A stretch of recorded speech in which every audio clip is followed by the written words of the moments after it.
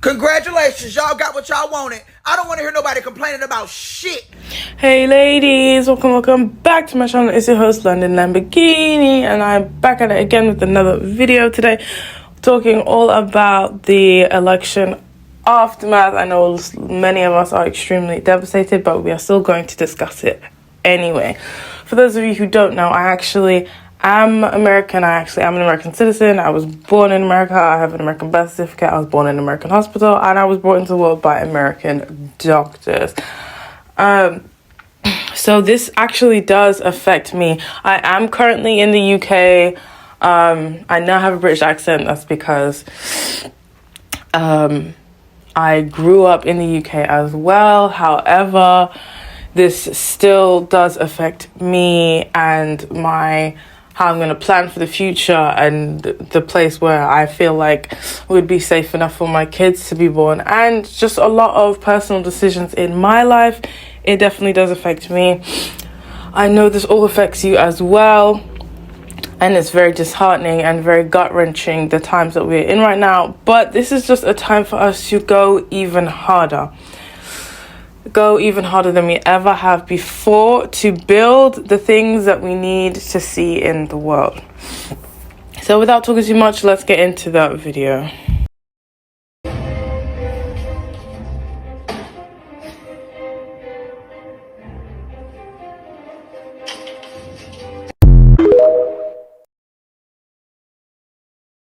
Congratulations, y'all got what y'all wanted. I don't want to hear nobody complaining about shit. Cause I don't give a damn. I don't give a fuck if they shut the whole earth down. Oh, motherfucking well. A hurricane send prayers. Bitch, fuck them prayers. Bitch, I hope the hurricane wash the whole goddamn state away with y'all dumb asses. Y'all getting here talking about y'all vote for Kamala. Y'all knew y'all wasn't voting for her from the first place. Bitch, y'all get to the polls voting for this goddamn orange ass fucking... who the fuck raised y'all? Ugh.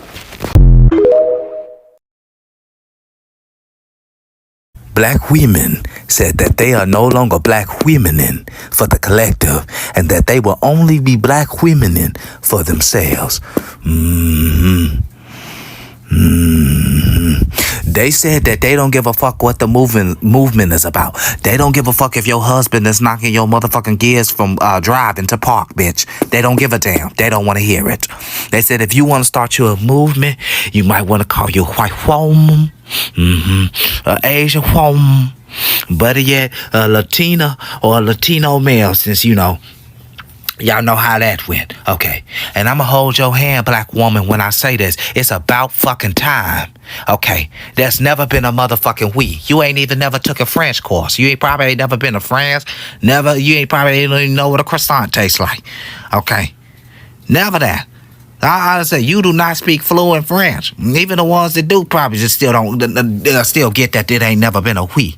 It's too many times y'all have filled up too many cups while your cups ran dry.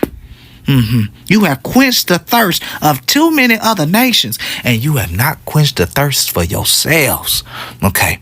So I say, I ain't mad at you. It's about damn time. Put all that compassion and all that love, put it into yourself and put it into other black women. Uplift motherfuckers, fix each other's crowns. Okay. Y'all gonna be a force to be reckoned with. Just watch. So 95% of black women came together last night and decided that we was gonna support one black woman. 95% of us came together to support one black woman. So if 95% of us can come together to support one black woman, 95% of us can come together to support all black women. Like, it really just opened my eyes to know that as a community, we don't need nobody else. We literally can change the trajectory of our own lives as black women. 95% of us supporting one cause can move mountains. We don't really need nobody to campaign for us. We don't need nobody to represent us. We 95% repping ourselves. 95% of us can come together for one cause. We can come together to change our children's lives, our families' lives, because 95% of us think the same. Make the same decisions. Come together in solidarity to make sure something happens. Regardless of the outcome, 95% of us stood 10 toes down and supported our counterpart. 95% of us.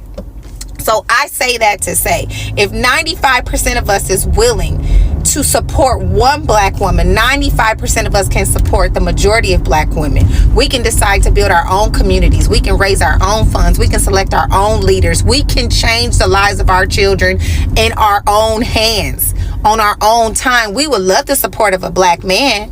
We want you if you want to come. But if you fickle and don't know what to do, 95% of us do. We know what to do. That just proved to me that, as we all know, black women don't need nobody else.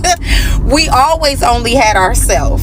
So all we got to do is get it. Who representing? Who's starting the cause? Because I guarantee you, as long as a black woman got breath in her body, if you tell her she got to pay some dues to change the life of her kids and her grandchildren for a future, if she got to pay a couple dollars every month to make sure a program exists where her child is safe, 95% of black women are going to do it. What we going to do? We could create our own communities. We can live within our own communities. We invite black men too, but you got to be ready to be down with 95% black woman. I'm so proud of us.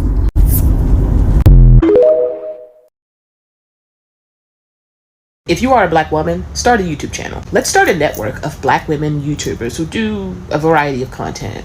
Gaming, day in the life, makeup, hair. Get on your entrepreneurship. We need to find ways to stack our bread. Money. Ooh-la. We also need to start finding ways to support one another in our endeavors, whether it be with a YouTube channel or like a social media profile on Instagram. The best way we can support each other is by circulating money within our communities. I support you, you support me, we support each other. No more of that, I don't know if I'd be a good influencer, I don't know how to make video. Figure it out. The reason I say start a YouTube channel is because it is the most accessible thing to start. I use my cell phone to record videos. It's that simple. If you need to, take some social media classes, but don't be afraid to put yourself out there. We need more black women in this space. This isn't the time to be shy. Make that content. The world needs your voice, especially now. Do it. Black women, buckle up. Get yourself a pew and start building community with the black women around you. Intersectionality is a myth. Do not reach across the aisle. De-center men, and I can't stress that enough. Build an airtight community with black women and de-center men. Be in community with black women. If there are black women in your life who you no longer speak to, build back those relationships with those women. If you can. My eyebrows look insane. But anyway, if you live in an apartment building, speak to every black woman that you come across. Exchange natural hair tips, recipes, but be in community with those women. If you're on LinkedIn, build connections with black women there. Instagram, Facebook, TikTok, follow as many black women as possible. This is harm reduction. It's a long road ahead, but I think we're prepared for it.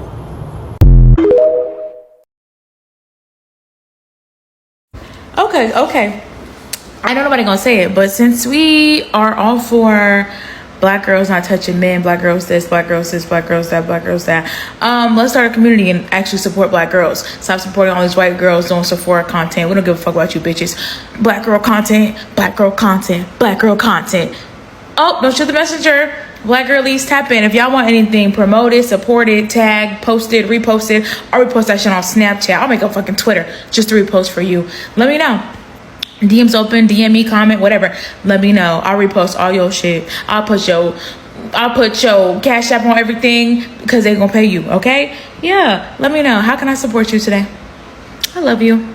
I'm obviously extremely disappointed in the results, but it is clear that there will be a second Trump presidency. It is really on my heart this morning to say that as a man, but more importantly as a black man, that this country does not deserve black women or black people, but specifically black women. This morning I woke up and I just gave my wife a hug because I know how heavy this is weighing on black women. And they have carried this country and saved this country too many times and continue to be the most disrespected human beings on the planet. And it, quite frankly, it disgusts me. I'm thinking about the world that we're going to bring our daughter into in a few months.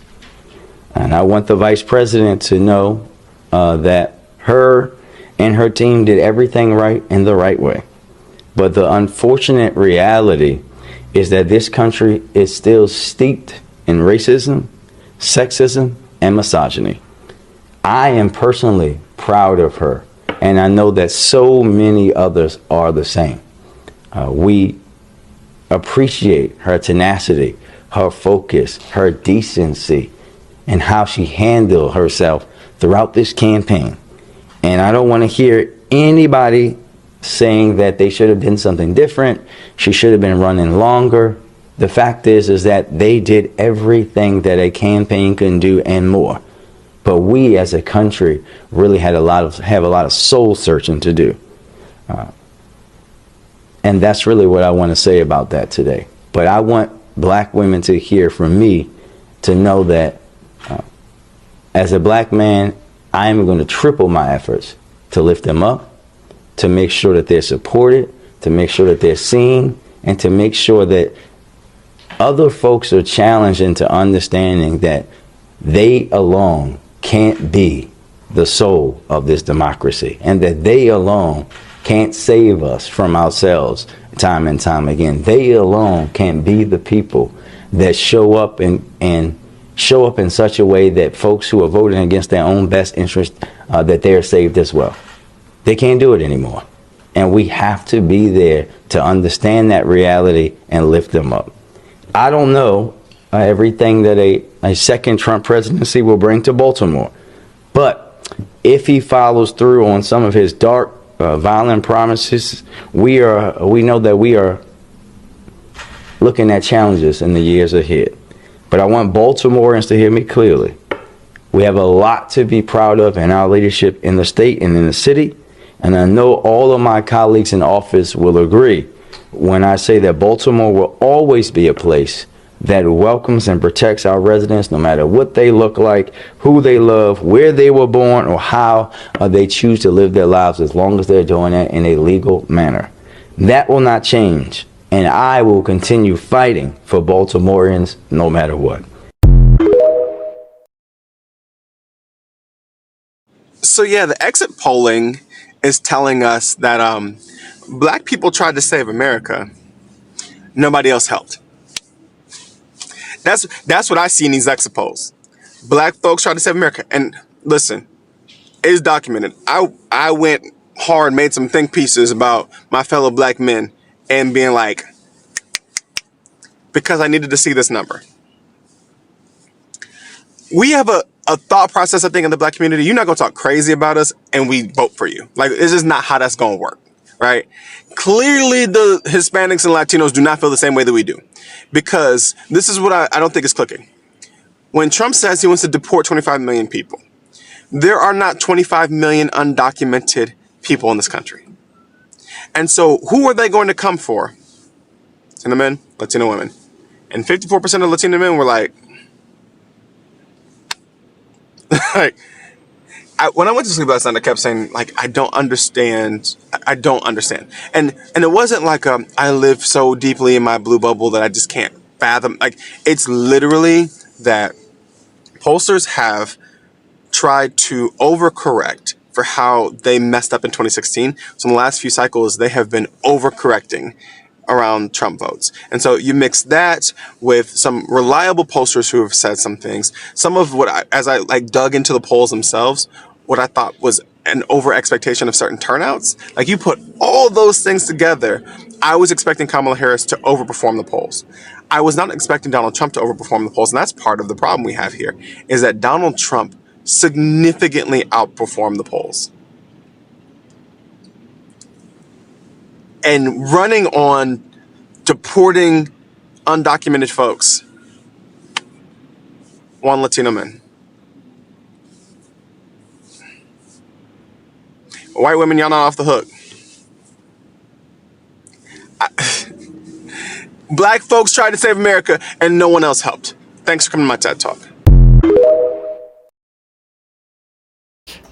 So, when Obama won the presidency in 2008, I was only 9 years old, and I didn't specifically and particularly understand the gravity of the situation at that age. However, now becoming an adult, I do realize that when you have the first mixed race and African descendant president of the United States ever in the history of ever, that emboldens the collective and it emboldens the global community to actually do their big one in this life, to actually make their mark on this plane, to actually achieve whatever exorbitant or extravagant goal that they think is too big for them to achieve or too unrealistic for them to achieve. And it really makes you think, wow, if that guy can become president in such a racist country, what am I gonna do? So as I was sitting with myself the night before the election, thinking to myself, if this half Jamaican, half Indian female politician can actually become the first female president in the history of ever, then what am I gonna do? What does that mean that I can achieve? What are the victories that I can bring home? What are the wins that I can accomplish in my life? And so now there's this collective